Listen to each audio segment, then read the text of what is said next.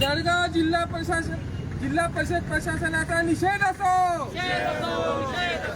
जय प्रहार, जय प्रहार, हम सब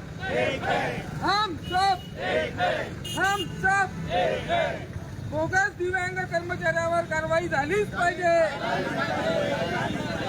bogus दिव्यांग कर्मचाऱ्यावर कारवाई झालीच पाहिजे। जळगाव जिल्हा परिषद प्रशासनाचा निषेध असो। गेल्या सव्वा महिन्यापासून जिल्हा परिषद प्रशासनाकडे 146 संशयित दिव्यांग कर्मचाऱ्यांसंदर्भात आम्ही आक्षेप नोंदवलेला होता आणि या आक्षेपामध्ये कारण हे 146 कर्मचारी संपूर्ण म्हणजे शरीराने धडधाकट दिसत आहेत। काही कर्णबधीर लोक कुठल्याही प्रकारचं यंत्र वापरत नाहीत। अल्पदृष्टी असणारे माझे बांधव कुठल्याही प्रकारचा म्हणजे एकदम साध्या प्रकारचा चष्मा वापरत आहेत।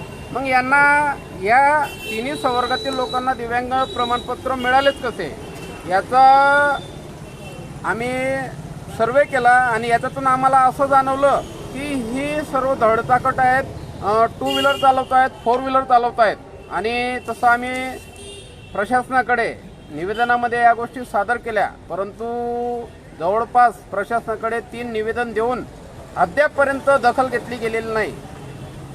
तर माझी शासनाकडे अशी विनंती राहील की जिल्हा परिषद प्रशासन दिव्यांग कर्मचाऱ्यांवरती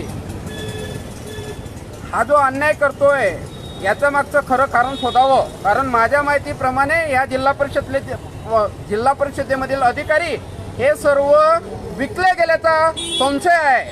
कारण सकाळपासून दिव्यांग कर्मचारी या ठिकाणी बसलेले आहेत, परंतु एकही अधिकारी अद्यापपर्यंत या ठिकाणी पोहोचलेला नाही। ही फार खेदाची बाब आहे आणि या जिल्हा परिषदमधील मुख्य कार्यकारी अधिकारीपासून ते शिक्षणाधिकारीपर्यंत हे सर्व अधिकारी विकले गेले आहेत का असा संशय आम्हाला आता निर्माण झालेला आहे। आणि या गोष्टीची राज्यातील सर्व मान्यवर, माननीय मुख्यमंत्री, माननीय उपमुख्यमंत्री आणि आपल्या जिल्ह्याचे पालकमंत्री, त्याचप्रमाणे आमदार आणि आपल्या जिल्ह्याचे जिल्हाधिकारी यांनी चौकशी करावी अशी मी याद्वारे आपल्याला विनंती करतो।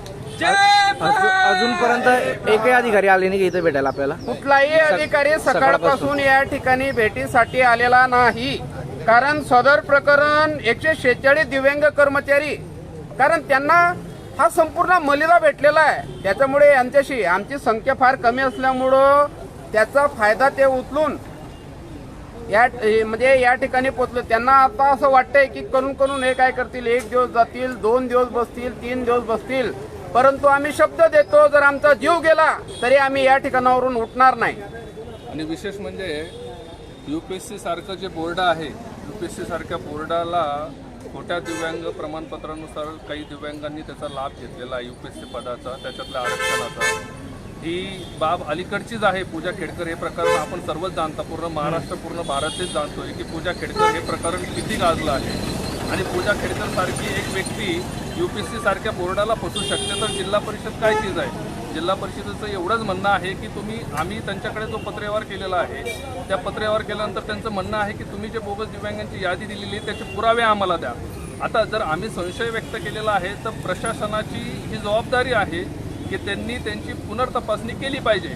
शासन निर्णय जे आरक्षणाचे शासन निर्णय आहेत किंवा सरळ सेवा भरतीचे शासन निर्णय आहेत त्याच्यात राज्य शासनाने अतिशय स्पष्ट आदेश दिलेले आहेत की एखाद्या दिव्यांग कर्मचाऱ्यावर जर संशय आपल्याला वाटत असेल प्रशासनाला तर त्याची पुनर्तपासणी करण्यात यावी असे शासन निर्णयातच निर्देश दिलेले आहेत। पण तरी देखील हे जिल्हा परिषदचं प्रशासन आम्हाला सांगतंय की तुम्ही पुरावे द्या।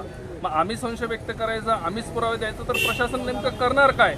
आणि ह्या सगळ्या गोष्टी हे जे पाठीशी प्रशासन घालतंय जिल्हा परिषद, तर याच्या मागे नेमके काय कारणं आहेत? हा काही 1-2 दिव्यांग कर्मचाऱ्यांचा विषय नाही आहे। 146 दिव्यांग बोगस आहेत। 146 दिव्यांग बोगस असणं म्हणजे 146 खरे दिव्यांगांवर हा अन्याय आहे। त्यामुळे आमची मागणी आहे की प्रशासनाने शासन निर्णयातील निर्देशानुसार त्यांची त्वरित पुनर्तपासणी करावी। शासन निर्णय जे दिव्यांगांची पडताळणी करण्याचे जे निकष शासनाने जारी केलेले आहे त्यानुसार शासनाने त्यांची गट आपला पुदर तपासणीचा जो शासन निर्णय आहे त्याच्यातला जो ग नावाचा जो घटक आहे, जो मुद्दा आहे, त्यानुसार अपिली अधिकाऱ्याकडे यांची पुनर्तपासणी झालीच पाहिजे अशी आमची मागणी आहे आणि प्रशासनाने ते जबाबदारीपूर्वक पार पाडायला हवी अशी आमची मागणी आहे.